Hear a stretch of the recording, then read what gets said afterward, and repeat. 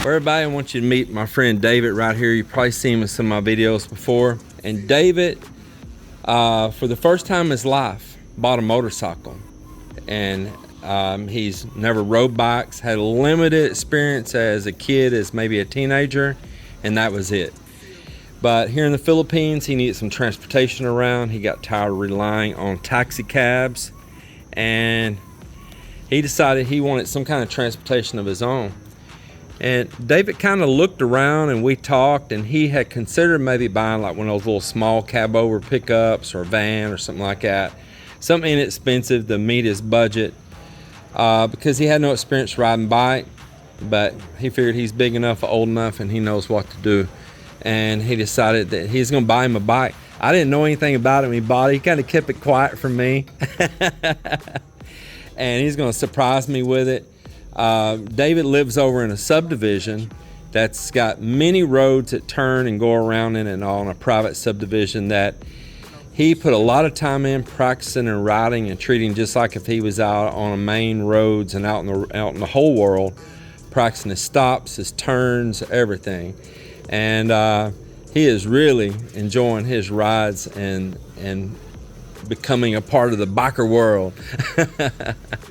So I'm going to talk to David here, and let's cover a little bit about his bike. So David, what is this bike? It's a Honda ADV160. ADV160. You can see it right here, and that's a Honda ADV160. So in these scooters, that's a pretty powerful bike. Well, this is a very sharp looking little bike, I tell you. If you want to call it a motorcycle, or if you want to call it a scooter, it doesn't have like the full floorboard like some that would be considered scooters do. So I really would still maybe classify this more as a motorcycle than, you know, a regular bike than a scooter, if I was to guess how to give it a category. Do you have any clue what the ADV stands for? I think it's like a adventure bike. Yeah. This is made to go off-road a little bit. Not a little bit, crazy, yeah. Not motocross, but right. You can get in some rougher areas, and it's supposed to, you know, be okay in there. Well, it's got a really cool styling. What is there a name to this color right here? It looks good on this bike. They had a white, they have a red, and they have a black. That was the three colors they had. It's kind of a unique white. Yeah, it's kind of like a matte finish or something. Yeah, and it's almost got like a pearl like to it in there. It's a really cool looking color. Now, you've been adding accessories to this bike. What came original on this bike when you bought it, and what you've added? So let's start out with this crash bar right here. Did you add that? That was added. I added it. Okay, so he's got this crash bar. It comes around the front, and it ties in down here on the floorboards right there. And then the hand guards with these lights, you just did this, didn't you? So that's added. Yesterday. Did it have an original hand guard that you upgraded from? No hand guard. So it had no hand guard, so you did that. And then these grips right here look pretty nifty. Did you upgrade those too? Well, man, you've been a customizing little dude, so huh? I put the red on there. This is a little... And also on your handles there as well. And what about these light guards right here? I put those on. Man. And the windshield, is this original or you upgraded it? I upgraded that. So what did the original windshield look like? It's just, it was clear and it was a little thinner than this one. Was it shorter? I thought this was a longer one, but when I put them together, they're about the same. About the same? This one is a little wider. All right, and then, so you put a whole package on at one time, didn't you? And then you went back again and added more. So he's showing here now, he just added a camera system on here.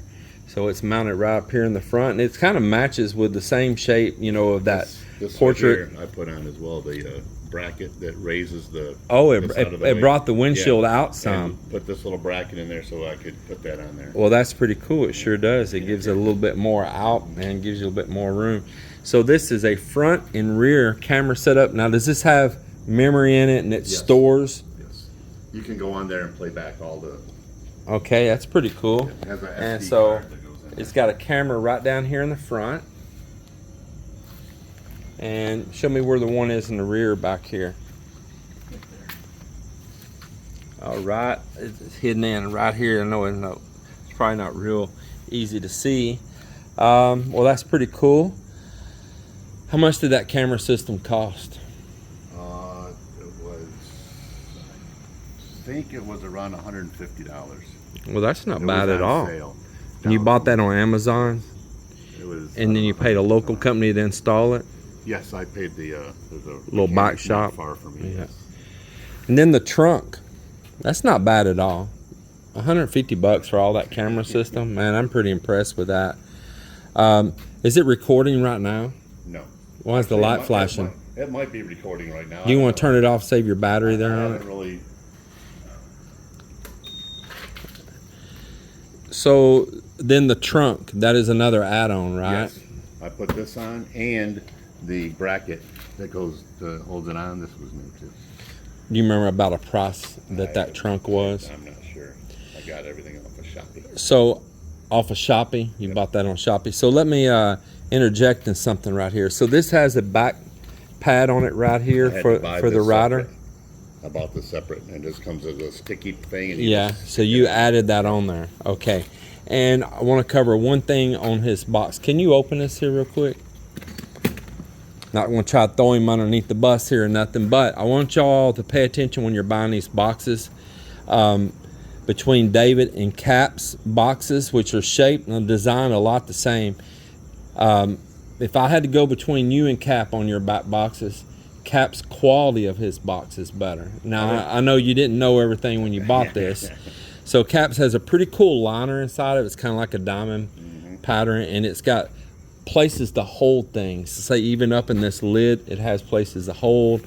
And but one of the things Cap's has that you don't have, that I just want to point out to the viewers to look for when they're buying, and Cap pointed this out to me, and he told me yours didn't have this, and that's how I know, is that you don't have a gasket right here. And so water can leak underneath here, especially if you get into a condition of blowing rain or tires throwing up in the back. Cap's has a seal, you know, dust and just things get in. So when you're buying these, I would suggest to really look and see if it comes with the gasket. Now, here's the thing.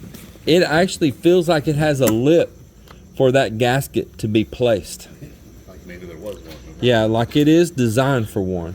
But be sure and check, and maybe even before you buy, write the seller that question. If you're going to buy on Shopee, Lazada, Amazon, whoever you're going to buy from, or if you go directly to a store, open it up and make sure it has that seal. But for the same price, I think Cap might even got his cheaper than he paid for this one.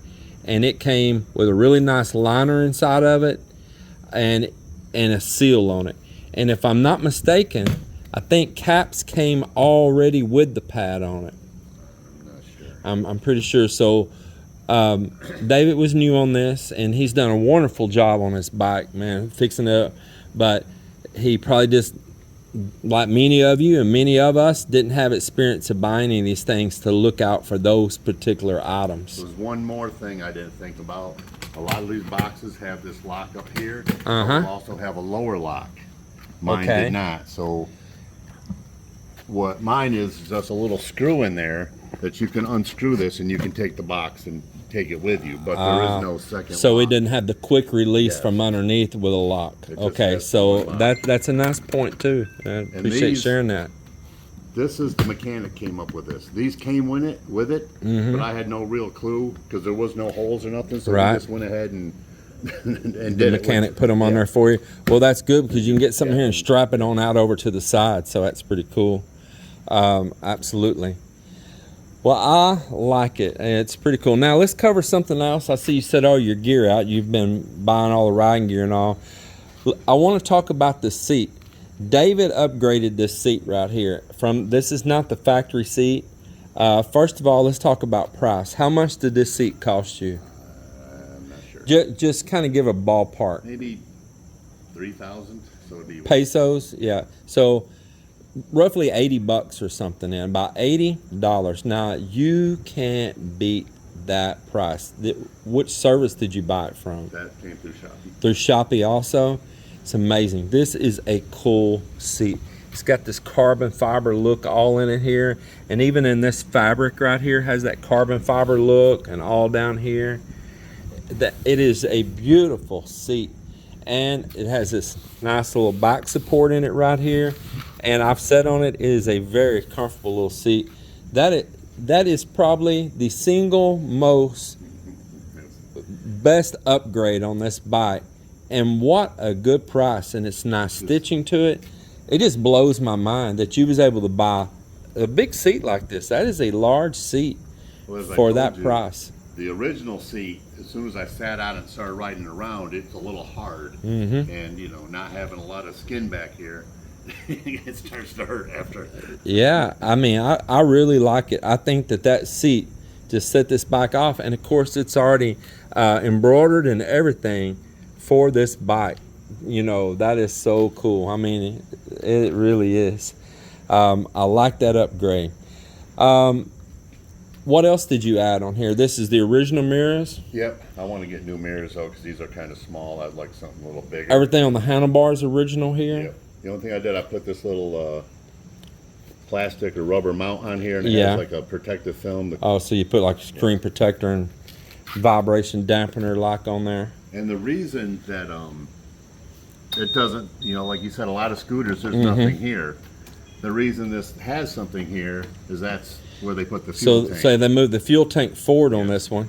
And that way you have more room Very underneath nice. the seat. So very nice large storage there. I'll click a light on here for a second and you can see that in there. Very big storage in it. That's pretty cool. And it's hollowed up in here too, so something can kind of be tall there, like your helmet, and fit down in there and close. It carries like the smaller helmet I have, but those new helmets, they won't fit in there. They won't fit in I'm it. gonna put it in. Very nice. I like it, man. I'll let you latch that back out. It goes there. There you go. Those aluminum rear foot pegs right there, are they the original ones? Yes. Well, that's pretty cool. And one other thing I wanted to ask you about was here on the suspension. These gas shocks and all right here, those are also our factory? Yeah, that's with the ADV giving you a little more, you know. Yeah, a little more dampening and control there and all. It is a very beautiful bike. So David, just the base bike alone, without everything you added on it, what was the cost of this bike? $168,000. 168,000 pesos. Right around $3,000. About 3,000 US dollars. That is one hell of a deal right there. They don't finagle a lot when it comes to prices around here. No, they don't. They don't. There's not much movement in it. And then, if you had to guess about how much you spent on these accessories altogether, Probably.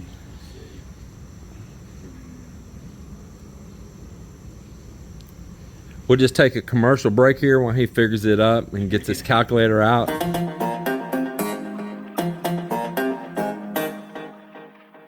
And maybe $300. Man, I mean, figure this is 150, so that was. There's 150, and then if there was 80, so this wasn't that much, and this. I'd say overall, what are you saying, about 500 bucks maybe in accessories? Probably not even that much. Probably not even that much. And it's got it the way that you feel good and comfortable with it. The other thing I want to cover here is he's been buying a little bit of riding gear, and I want to talk about something on that. So he got these gloves right here. They're great gloves. I put them on. They're very comfortable. Bought them on Amazon. And got him and his girl some. And we was talking about the touchscreen up here.